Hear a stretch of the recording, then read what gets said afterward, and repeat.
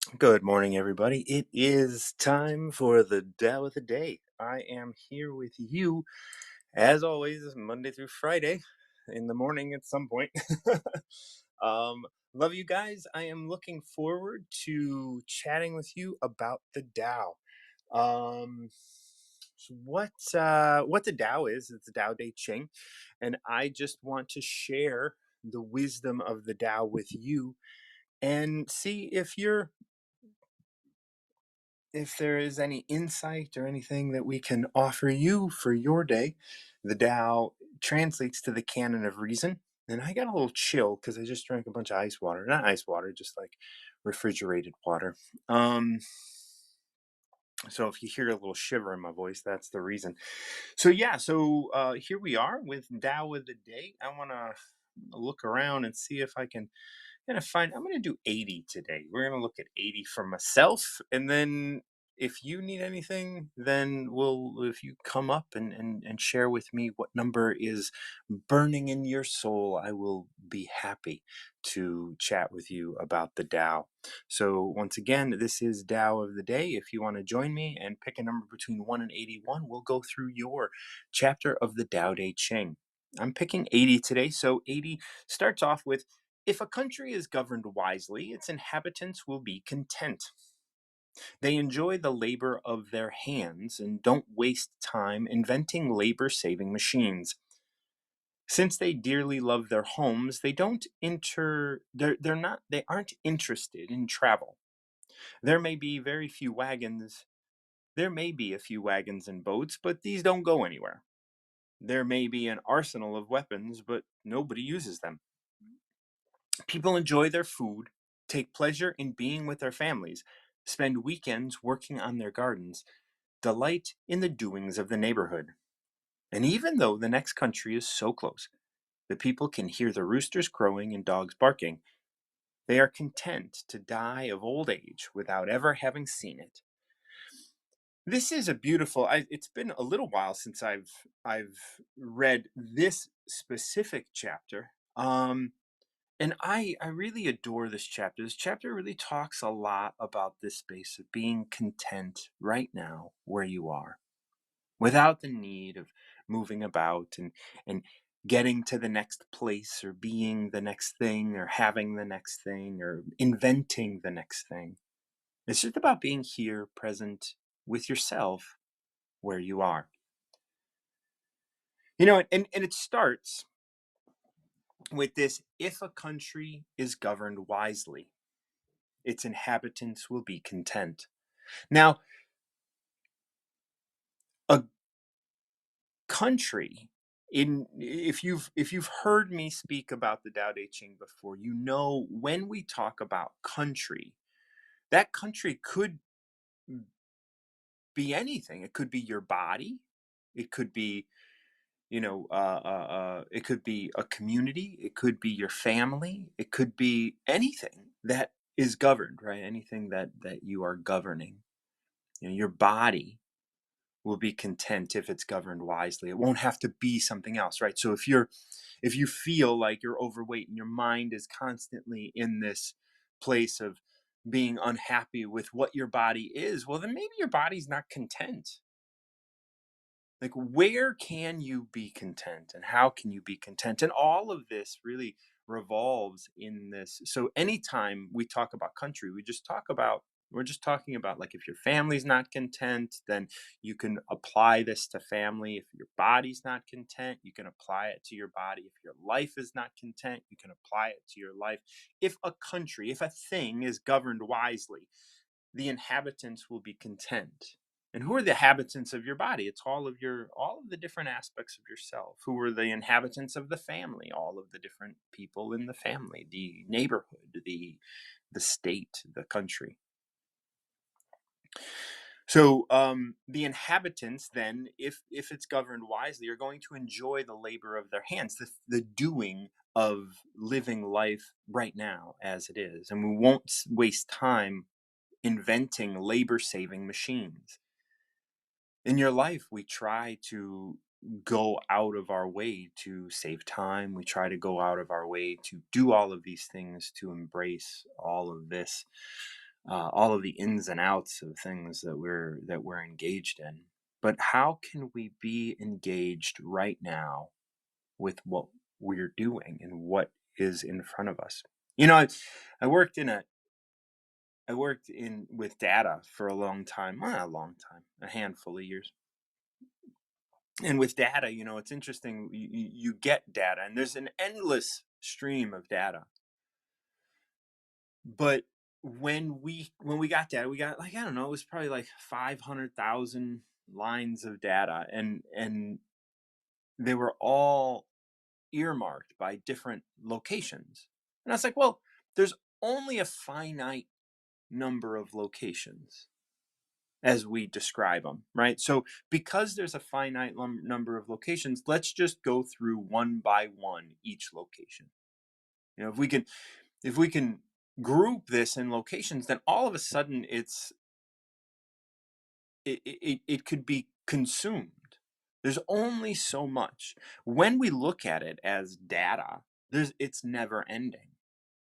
And as soon as we look at it as data, as just random data, then there's no end in sight. And so what that allows us to do is keep our mind on the fact that, well, we can get through this, right? We can get through this one by one. They enjoy the labor of their hands, just getting through it without having this, invent any labor saving machines. We can just be here, be present, be now in this moment. Then it continues to say, since they dearly love their homes, they aren't interested in travel. How many of us can say that? How many of us can say that? Oh, well, I don't need to go anywhere because I am happy right here, right now. I talked to people. I was talking to Paul a couple weeks ago on our Sunday talk, and it was interesting. We were talking about, like, what if your travel agent reaches out to you? Is that bad? And I was like, well, it's not bad, but why do you live a life in which you want to travel from, in which you want to escape from, in which you want to retreat from? Why is that something that is good for you?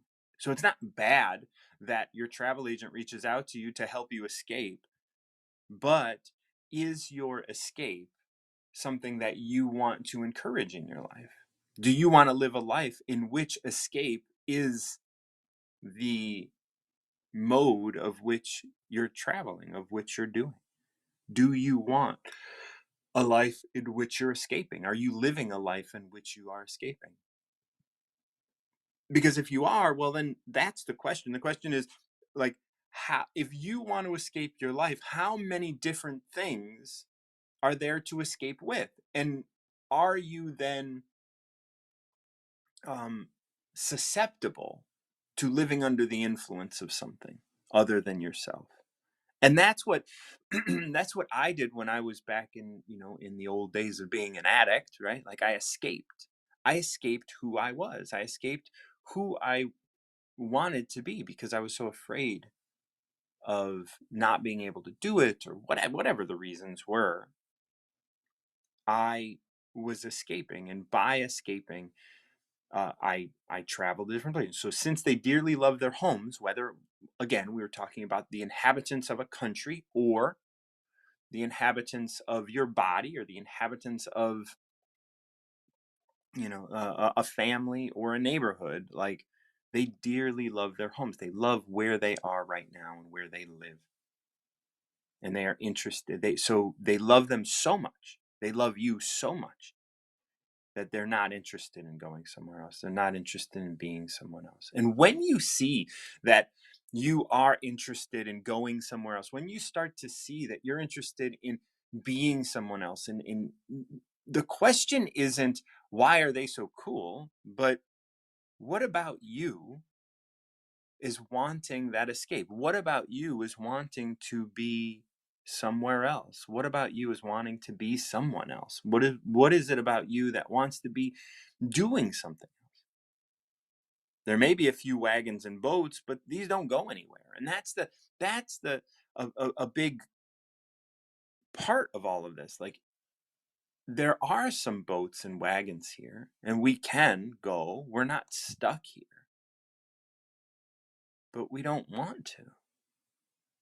Just like in my life today, there are possibilities for me to drink alcohol. There are possibilities for me to use drugs. There are possibilities all over the place for me to do these things. And yet I don't, because it offers me no relief. It offers me nothing of value.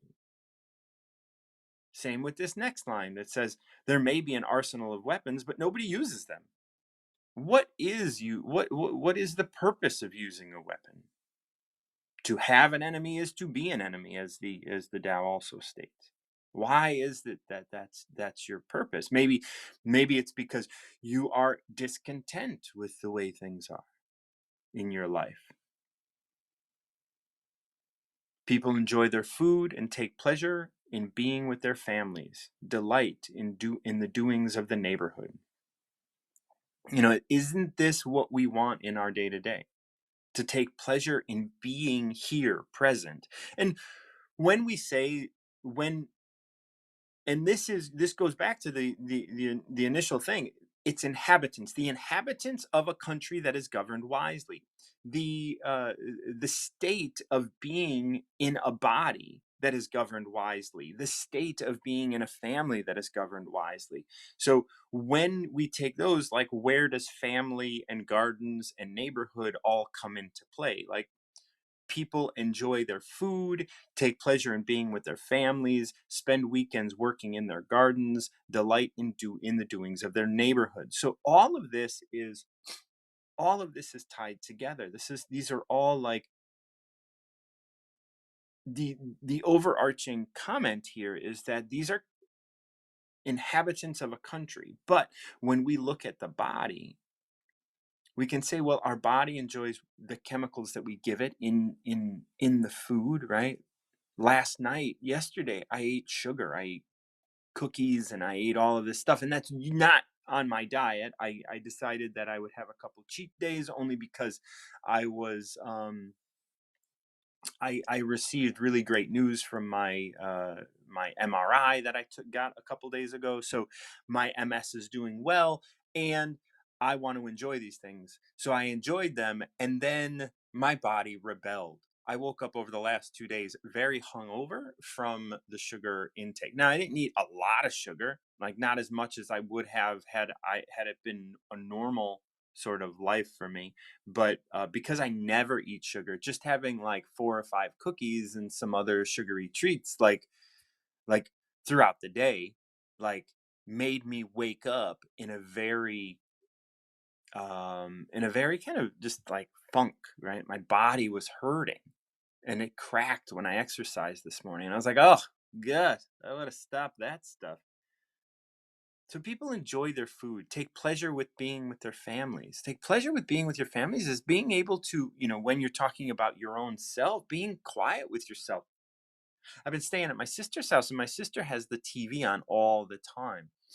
And that is distracting for me because I like being in silence for long periods of time.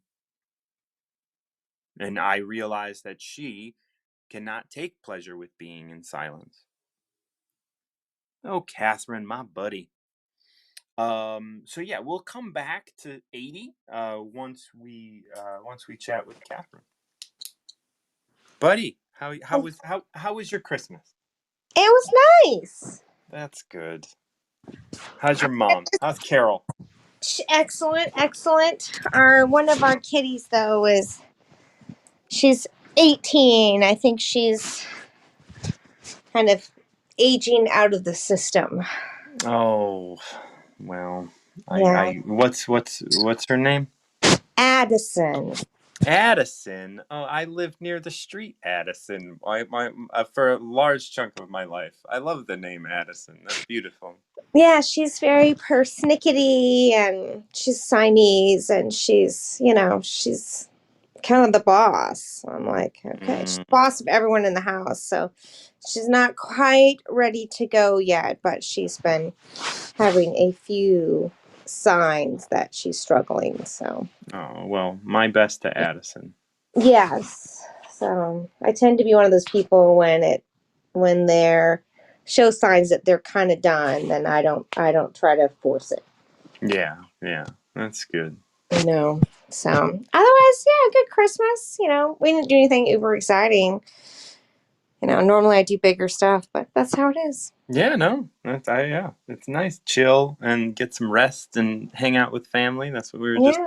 we were just talking about, being content with being with family, being content with being here, present at the moment. Yeah, playing some Christmas trivia. Yeah, yeah, that was a lot of fun. I was glad we got to do that. I know. What number you got for me today? 31. 31.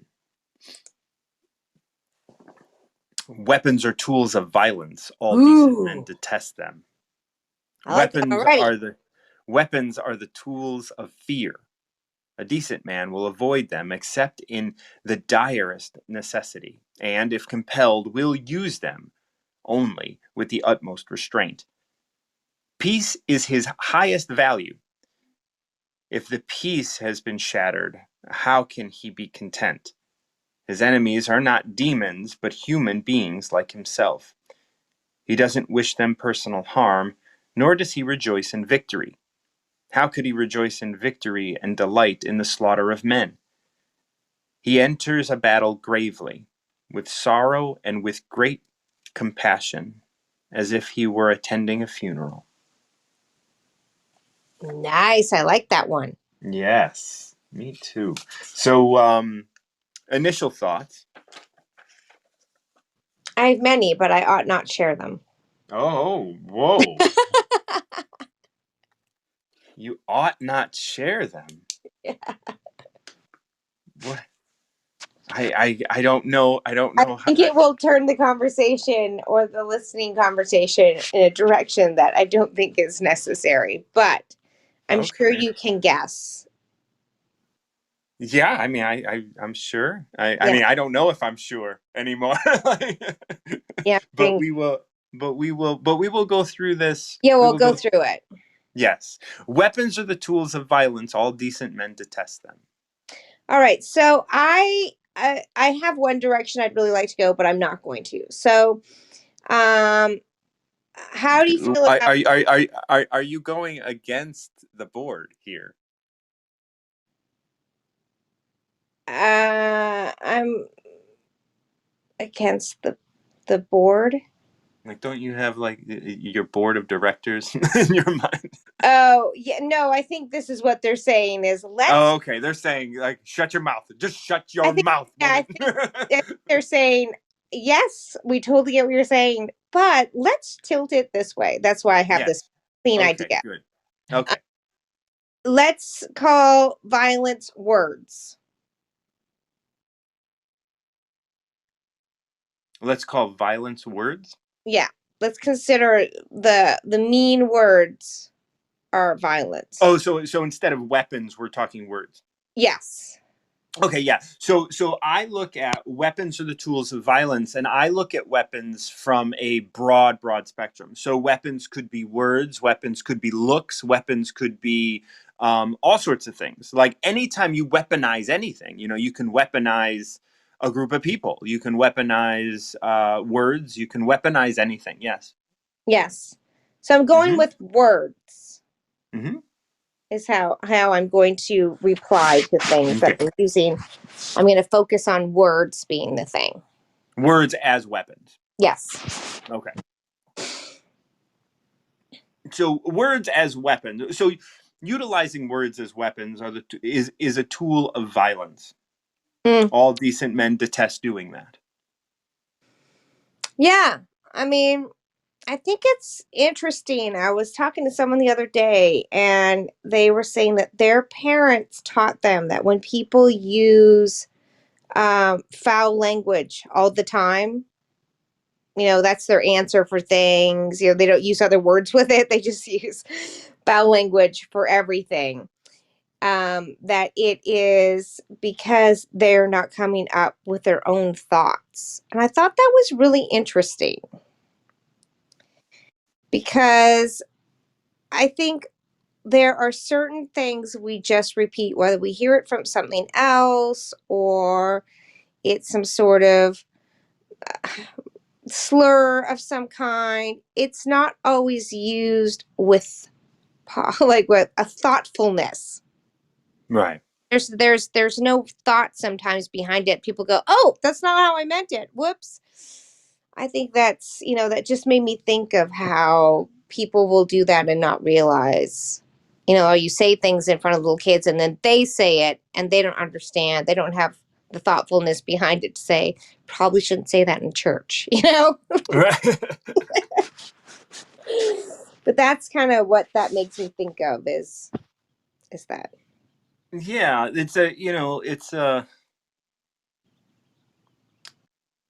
I feel like when we weaponize words, when we weaponize anything, what we're doing is we're trying to um, attack something. Well, yeah, you're not being thoughtful. Right. Yeah, you're not being thoughtful, and you are reacting from a place, and this is where the next line goes. So weaponizing is a tool of fear. And Hmm. it's like when you start to feel threatened, you weaponize things, whether it's words, whether it's the news, whether it's whatever it is you're weaponizing, whatever you start using as a weapon, you're using that as a weapon because of fear. And fear is being only in your own bubble, Right. only thinking only of yourself. Yes. And a decent man will avoid doing that except in the direst necessity, and if compelled, will use the ability to weaponize things only with the utmost restraint.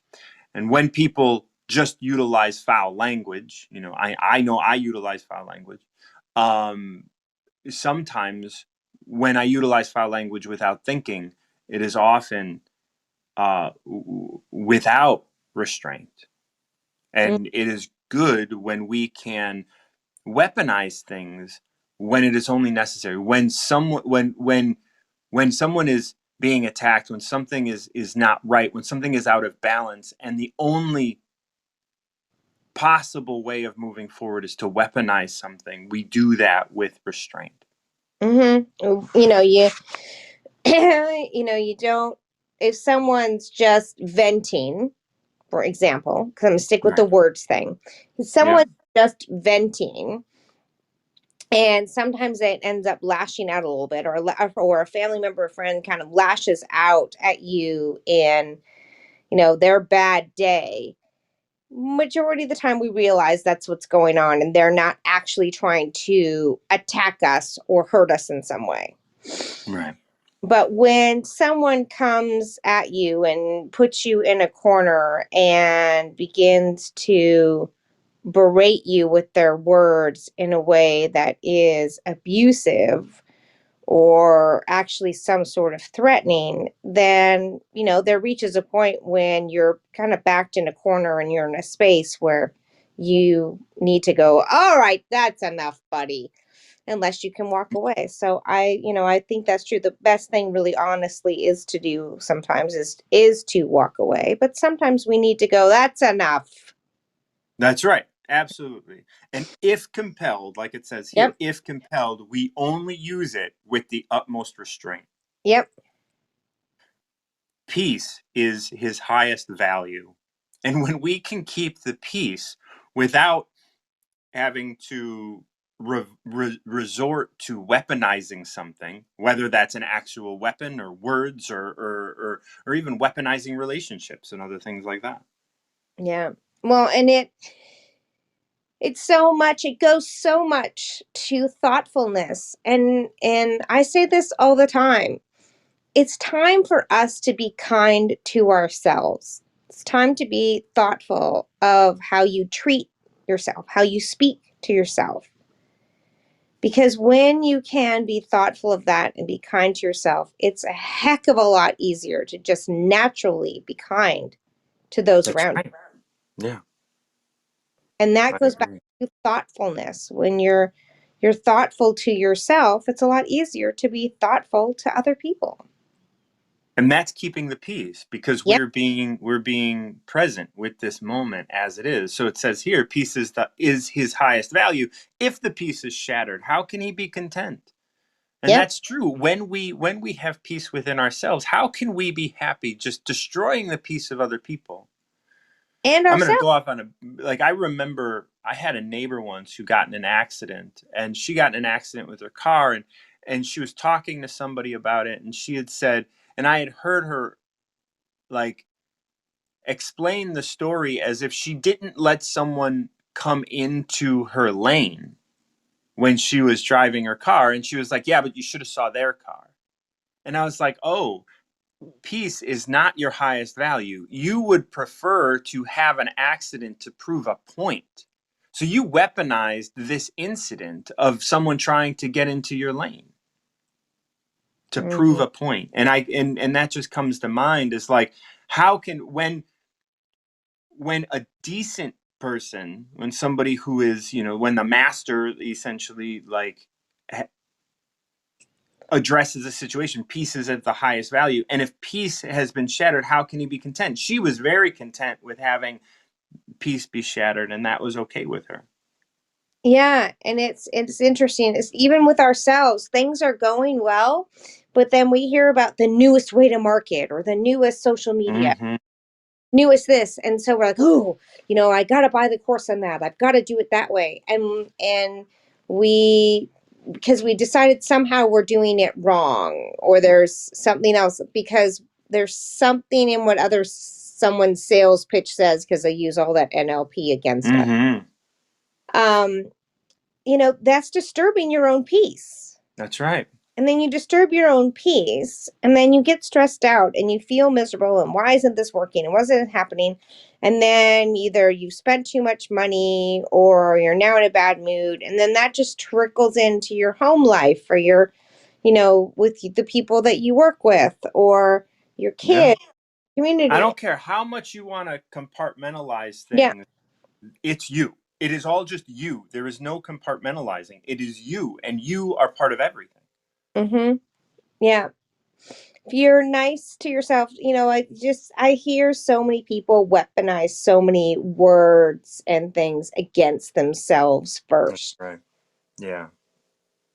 And And they that, don't trust, and you speak of intuition, and because of that, they don't trust their intuition. well, because of that, they don't act upon it more than anything because they can't hear it. They can't, Right. it's like intuition's going, hello out there. And you're like, I'm Lizzie listening to all these other things. And it's, hello, slow down. And it's, Right. you can't see it. You can't hear it. It's so difficult. Yeah. It's like trying to hear a little tiny child speak to you in their little bitty voice when you're in a huge room with a concert playing. Right. And so it's really hard. So if you just take a moment and you're nice to yourself, it's a lot easier because we do weaponize that a lot. Right. Yeah. Yeah. Like, Of it. I know for myself, like I can easily weaponize judgment, and I can weaponize like me just not being who like holding so much judgment about like the expectation of what I'm supposed to do and what other people are supposed to do for me. And by weaponizing that, we become our own enemy, or we create other people as enemies, or we create markets as our enemy. Yep. Yeah. So and then we have here, his enemies are not demons, but human beings like himself. He doesn't wish them any personal harm, nor does he rejoice in victory. Yep. Mm. You just cut out. So come back if you want. I'm gonna finish going through this. So what we're beautiful. She's coming back. So he doesn't wish them any personal. His enemies are not demons, but human beings like himself. I really love that. Go on. Human beings like himself. Well, duh. That sounds like we were just saying that. That's right. And that's it's so important to remember that. I mean, I was at a, I was in a lift not long ago, and I was talking to someone, and she was asking me about. I get into deep conversations with everybody I communicate with, so it's not I talk surprising. politics with everyone I meet on the street. So there you Yeah, so it's not surprising that I'm having this conversation. But this woman, like, we were talking about child abuse, and she was talking about people who commit child abuse, and I had to remind her, it's like, look, they're not demons, they're hurting people. Like Yes. there's no way that they're not just hurting, because they wouldn't be doing this if they loved genuinely. And it's like, yes, okay, they have to pay for their crimes, and I agree with that and all of these things, but we also have to recognize that they need and deserve love just like we do. We've made mistakes, and we want to be able to extend that to them. And it's like, when we have demons in the world, right? Whether that be Al Qaeda, or whether that be somebody else, or whatever, anybody in the world, once we create them as demons, we don't we take them out of the human being realm, and we take them out of being able to deserve love the way we do. Yeah, it is. It's an interesting thing. I even, I think about, I see that in my own family sometimes, of how some people can't let go of a hurt or a pain or the way someone treated them. And so they can't look beyond that, just the pain of that. And it almost freezes them in time.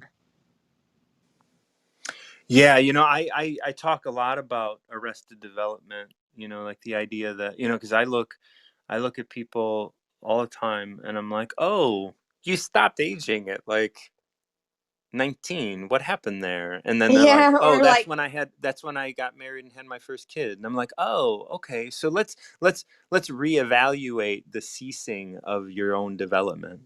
mm-hmm. Yeah, and then, I think of that, that's where I always talk about, like, forgiveness. Forgiveness is about yourself. Yeah. It's not And I it doesn't think, have anything to do with giving anybody anything. right. That's not even the root of forgiveness. Like, forgiveness is about, like, letting it go for you. Yeah, and so I always say it's none of their business. Huh. If And you, I tell people all the time, like, they don't have to know you've forgiven them. If you yeah, want them to know, that's fine, but they don't have to know. But no, you do. You right. need to know, because if it's creeping around inside of you, that can turn into cancer later. Yeah, it can turn into cancer. But it can also turn in to being weaponized. Right, weaponizing, or Cancer. self-sabotage, all sorts of stuff. Yeah. And so, I think the treating yourself as a human being, and not demonizing, all has to do with all of that. And, I see so many people turn on themselves. That's why I say we are our own worst enemy. Yeah. And until we can be kind to ourselves and nice to ourselves, and let go of these things that we like to drag around with us, and forgive those that maybe aren't around anymore, or it's not a place to forgive them, or not necessary, but still, it's releasing all that. And that's exactly what I feel this one talks about. Yeah, it's like weaponizing anything. Like, Yeah. whether it's to yourself or to others, like, we can weaponize so many things. And Yeah. and as soon as we weaponize, we have to recognize that we utilizing that with the utmost restraint. And we don't wish them personal harm. We don't wish ourselves personal harm No. when we're weaponizing things, nor do we rejoice in victory. How Yeah. could we rejoice in victory and delight in the slaughter of men? And slaughter of men here, that's a strong term, utilizing weapon as a physical thing to attack other people, but we're talking about weaponizing, whether it's words or weaponizing ideas or thoughts or anything. Well, and slaughtering, I mean, honestly, enough negative talk and self abuse leads to disease, Hmm. and suicidal mental illness behavior, or drug addiction, or alcohol addiction, or shopping addiction. Like, it leads to Hmm. these things that are slaughtering everything around you and yourself. Right. And slaughtering your relationship to yourself, Yeah. right? Like social media addiction, like being able to constantly get little hits of dopamine, dopamine, dopamine, and then you put it down and you feel at a loss. You feel, oh, something's missing. Let me pick up my phone. Yeah, that one's over my head. Yeah, that's a lot of people today, the younger folks. Yeah. Yeah, I, it's the first thing you have to do. And people say, selfishness is not about buying yourself everything and not giving to anyone. Selfishness is about taking care of yourself first. If you are not healthy, if you are not happy, if you cannot be kind to yourself, it's very, very difficult to be kind to other people. Yeah, and I think self-care and selfish are the things that we're referring to here. Like selfish is one thing where it's like you just want things for yourself, where self-care or being mindful of self is understanding that you need time to be quiet, you need time to be you, you need you. Well, yeah, selfish is actually, as you probably know, the philosophy of Ayn Rand, Oh yeah, yeah, yeah. and it gets misunderstood. I think so, yeah. And so that's why I use that word Okay. because, yeah, I purposely use that word. Yeah. And self care is a new, nice, trendy word Yeah. I get. And it makes sense, take care of yourself. We don't do it enough. But I do think we often forget that unless we're even just stop and think just for a minute. Am I lashing out at myself or someone else just because it's Mhm. a bad day? Or do I need to kind of check in a little bit? So I love this one. I think it's lovely. Yeah. I think it's great for ending the year. Sort of. Yeah. And the last couple lines say, he enters the battle gravely with sorrow and with great compassion, as if he were attending a funeral. Mm-hmm. That's Because letting because go yeah, is part of that. yeah, we have to, like, when we have to weaponize something, we know that this is the last. This is all we can do. We have been cornered. We use this. We're not looking to destroy you. We're looking to get out of this corner. We're looking to put ourselves in a better position, and maybe that means destroying a part of ourselves that we've identified with that no longer serves our ourself. And even in forgiveness, you Mm. know, that too is one of those things where you're putting to bed, you're having a funeral, it's the end of that part of your life. It's letting go and freeing that. I there's the tarot, there's the death card. And I always get really excited when I get that card Hmm. because I'm like, ooh, it's the end of something, but the beginning of something else. Oh, what is it gonna be? Like I always, Yeah. like I'm one of those weirdos. I'm so weird in so many ways. But I like that. The Ace of Spades is like that in the Cards of Destiny. And to me that's how this ends, of like it's the end of something that has been um not necessarily bad for you, but the But is end of no longer behavior no or longer has habit. purpose. Yeah. Yeah. And it's a the rebirth, the new spring, the beginning of something new, which I think is so interesting because we're at the end of the year. I was going to say at the end of the school year. How do you like Yeah. that? Oh, yeah. It's funny. I was not long ago. I was part of the. There was a group doing a what was it called, mindfulness based stress reduction, right? So MBSR. I was Hmm. doing an MBSR course, and at the end of it I was like, I was the only person that was like, I'm really glad this is ending, because now we can use it and move on and kind of do what we're going to do with it. And it was funny because, like, a week later I started a kind of follow-up meeting, and that meeting has met every week since then and has become a really tight group of, probably about 6 8 people from the group. And we have a WhatsApp channel that we all kind of like chime in on and stuff. But it's been such a beautiful new thing, and it's not based on MBSR, but there is mindfulness and there is healing and there's all of this, like there's this new space that was created. But when it ended, I was like, I'm so glad this is ending, because like now something new can come up for each and every one of us. And it was really wonderful that, I've been able to utilize that to kind of start something new. Mm-hmm. Yeah. And some people are afraid of that, but don't be. Right. That Like, was who knows exciting. what new things can show you?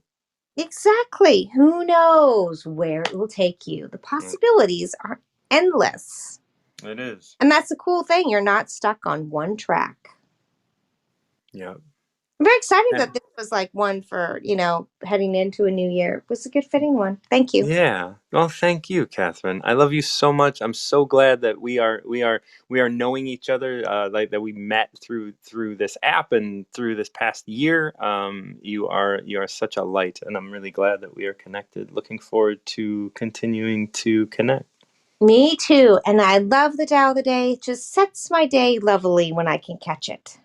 Well, I'm always open to chatting with you in the morning. So we'll continue that in 2022. Sounds good. Love to you, my dear, and we'll catch each other during the week. Yes, we will. To a fresh day. Okay. I am going back to 80 just to wrap this one up. And if anybody wants to come on and pick a number between 1 and 81, I would be happy to enjoy your company. So, here, what we had read thus far was if a country is governed wisely, its inhabitants will be content. We talked about country being either the body or the family. They enjoy the labor of their hands and don't waste time inventing labor-saving machines. Like why invent a labor-saving machine when you enjoy chopping wood yourself or when you enjoy kind of getting out and being in your body? Since they dearly love their homes, they aren't interested in travel. I love this. I love that line, the idea that like why is travel so important? If you can love where you're at when you're there right now, right here, then you can just love being here. It's not about being somewhere else. There may be a few wagons and boats, but these don't go anywhere. There may be an arsenal of weapons, but nobody uses them. You don't need to use weapons. We were just talking about weaponizing in the last thing that in 31, which we were talking with Catherine about. Then the wagons and boats, like they lead to travel. It's about getting away. It's about escaping. People enjoy their food, take pleasure in being with their families, spend weekends working in their gardens, and delight in the doings of the neighborhood. All of these can be utilized, and this is where we ended before Catherine came on. People enjoy their food. They enjoy just being present in the sensory world that we exist in. Take pleasure in being with family. They enjoy and take pleasure in the relationships that they are engaged in. Spend weekends working in their gardens. They enjoy the physicality of the work that they do and delight in the doings of the neighborhood. They delight in just like being present with the spirit of the movement of their lives where they're at. Bella is joining me. Um, and even though the next country is so close that the people can hear the roosters and dogs barking, they are content to die of old age without ever having gone to see it. Bella, how are you? Oh, I'm very, very well. And wow, what powerful contribution. Could you read the first line again? If a country is governed wisely, its Okay. inhabitants will be content. Yeah, yeah, yeah, yeah. Yeah, it's so wise, and that's my little utopia. Yes. Yes, and I've seen it. I've seen it in little villages in Spain, as you know, northern Spain, Mm, where people just live there. There are not many shops, but they all know each other. They get along with the farming together. And once I sort of made a study on it because when we look at the different cultures around the world, uh, you can see that the lifestyle is reflects very much on how the country is governed. So, for instance, if you take China, which uh, was known for growing rice at one time. Now, mm, the rice growing is a whole community. So the whole community gets together and grows the rice. So you can't just say, I'm taking a year off. right. find myself because you have a role in the community growing rice, and festivals come out of that. If you take Mediterranean Europe, there's so many festivals around the agricultural season, and which is tied to the different saints, in giving praise, where the whole community comes out to celebrate, and there are no high rises, there are no Gap, there are no Zaras. But the people are so happy. They have a car, they might go to the next town, but they always come back, and Yeah. anything that happens with the community, the person in the community affects the whole community. And in Africa, you see that a lot. You see that a lot. No, um, um, what is it? No fancy luggage, like, is it Global World Luggage? I can't remember what it's called. Oh, I don't know. Yeah, well, I used to have one, but now I don't. So there you go. It's a backpack. So, there's none of that. You Yeah. see that they make use of every little thing, and they take care of every little thing. I talked about working with refugees for war-torn zones, and they'll come up and wash my trainers, and Yeah. it was cleaner than when I first got it. Yeah. The joy that they have. Now, is that tied to the fact that, as Catherine was saying, the self love that they have for each other, for themselves, which then radiates out to others because they're full with self love and confidence. And because of all that love and confidence going on, the whole community is connected. Now, I'm not talking about village gossip, but perhaps that's also to keep the community together. Yes. Bit annoying, but that's the downside of that. Everyone is into your business. But anyway, I thought I'd contribute to that, and also to let you know what a handsome man you are. Oh, well, thank you. That I will accept. I'm receiving. Thank you so much. Yeah, I woke up and I did some stuff, had breakfast, and whilst having breakfast, I was scrolling through, and I'm like, oh my God, he's so handsome. This is not a chat up line. I'm just giving you a compliment.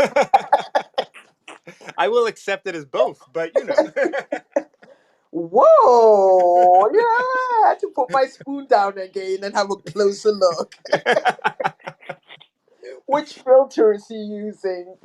Oh yeah, no filter necessary. This is a like I don't know, like my guess is you're talking about when I went in for my MRI.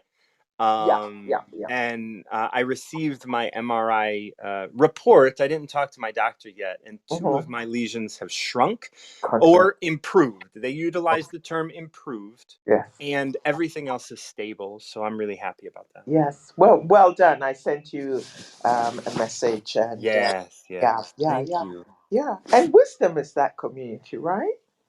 Yes. You described. Yeah. It's really great. Yeah, yeah, yeah. What else did I want to say? This Catherine brought up so many points, but now I've forgotten after talking about your picture. Do refresh me because I've lost my words right now. Yes, we were speaking a lot about being present with self and Hmm. being in this space. Let me go to the thing to refresh my memory, and weaponizing, and how we could easily weaponize against ourselves as well as others, and we do that with a space of of weight. Hmm. Like when we weaponize against ourselves, we could very easily create illness and create enemies. I mean, Bernie Siegel in his book, Love, Medicine, and Miracles, talks about that. He's an oncologist. And what, oh gosh, another, Professor Orloff at UCLA, who's a psychiatrist, also talks about that. Mm. because the, the emotions are signals which then impact that 1% of our human genome, 1%, not all of it, a human genome, which is DNA, and then the mRNA then produces the protein through transcription and translation, which then govern our emotional state and our physical state. Yeah. This is said very, very generally. Yes, of course. Yeah, and therefore, if the signals that are coming in are producing a certain type of protein, and then you're repressing that protein, which, proteins act as enzymes to get body systems to work, and you're repressing that, what is going to happen? Anything you repress doesn't work well. And also, when you're in a state of sympathetic drive, your immune function goes down because the body has to gear up to survival.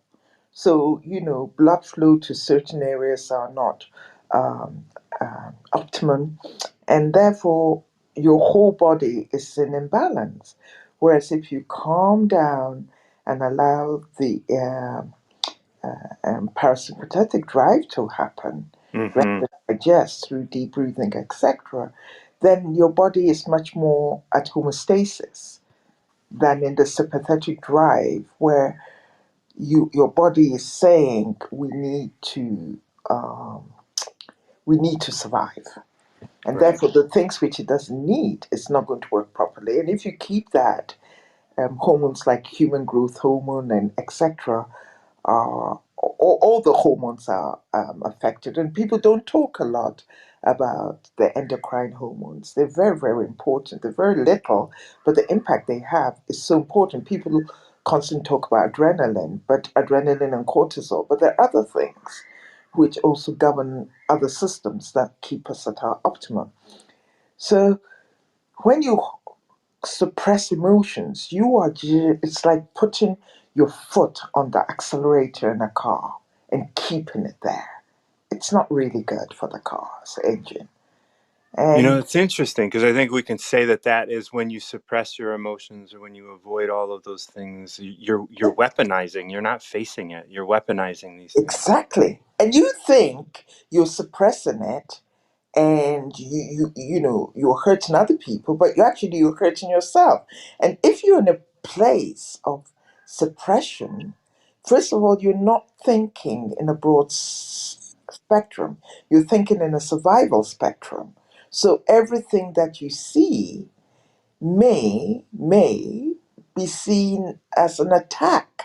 So you're not living it optimally in the world. I Right. mean, when you read about some of these Indian gurus, they live in the forest, and poisonous snakes run over their legs, and you're just there at peace Yes. because they're in their bliss. Everything is Things are working near to optimum, and because it's working near to optimum, that danger signal is not there. Because if you're producing jittery hormones, right, Hmm. survival hormones, then obviously your body is going to radiate out jittery stuff. And that's going to affect everything you look at, your thinking, your interactions, everything. Whereas if when you're at peace, you know, and radiating from a place of love, you probably have a lower heart rate. Example I use of that is if you see Usain Bolt running, he's not stiff at the end. He's totally relaxed, enjoying it.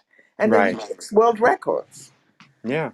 Whereas those who just, you see them, the face is tense, keeping everything in. What do? Yeah. They don't do well. And I think forgiveness, and I've seen this elsewhere too, that forgiveness is not allowing your past to influence your present. So you're not creating those anxiety and other hormones that are suppressing you because the other person is leading his life. So why are you killing your system for it? That's right. That's Hmm. right. And it's and that's the thing. Like all of that is just a dream. Your past is just a dream. And how many of your dreams at night do we hold on to throughout the day in order to inform our lives? And the thing is who we were yesterday is not who we are today, and we don't have to utilize those lessons. Like, yes, it's good to have those lessons, but it's the lessons to the bigger goal of freedom in your life, not how to protect yourself. But we're Yeah, but born with so much fear. if you think about it, every time you think about the past, you're rewiring the neural networks and making them Right. stronger. Yes. And so And every time we don't forgive someone, we hold on to those for much longer. mhm, creating the same peptides circulating in your same body. Right. And is it worth it? I mean, as I would say, I see my view of that in a holistic aspect, in the sense of the spiritual, the mental, and the emotional aspects of it. And perhaps when I'm a lot stronger, I'll give some talks about it because your thoughts, the signal, hits your brain,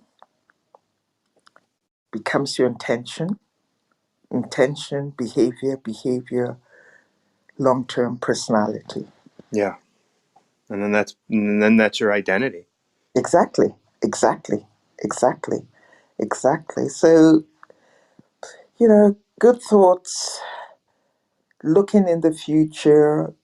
If you think that if you're given the signals, your DNA, that 1%, the signals to make the proteins of happiness and contentment, as I said, we're speaking generally, Yeah. then obviously your body is going to be much more relaxed.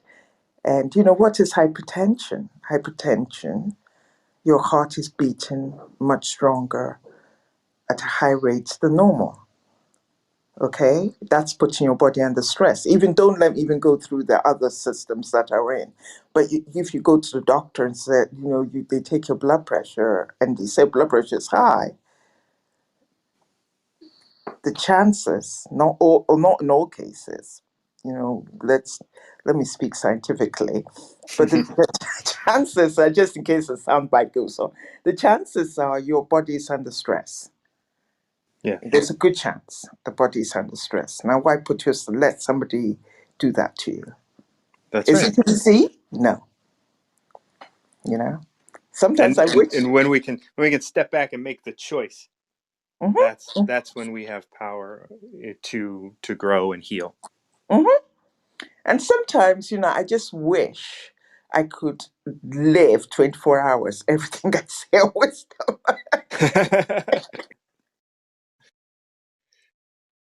Thank you so much, Bella. You are so beautiful, and it's always wonderful to have you on. Thank you for your compliment, and thank you for always joining me and sharing so much wisdom. Yes, living like that is always difficult, especially trying to do that every day. This was a production of Recover Yourself. I'm your host, Martin John. I have to end this quickly today just because I have a talk happening in a little bit. I'm going to be meeting with author Judy Grisel, and we're going to not hear on wisdom, but we're just going to be talking about career path and like mutual respect and other things like that. Judy is a wonderful author. She wrote the book Never Enough. So if you're interested in learning about drug addiction and how she got out of her drug addiction and other things, if you're interested in that, which is what I promote so much, you can check out her book Never Enough. I also did an interview with her on my podcast, Recover Yourself.